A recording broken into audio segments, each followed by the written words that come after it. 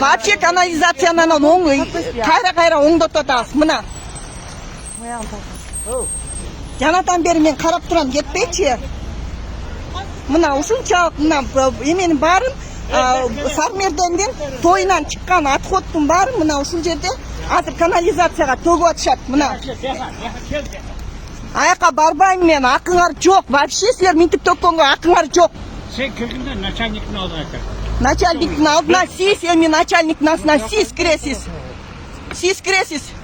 А вообще акыңар жок. Мояктын баарын деген силер засорять этип атасыңар. Эмне үчүн канализацияга төккөн атасыңар силер могул эмеңерди? Эмнеге төгөсүңөр?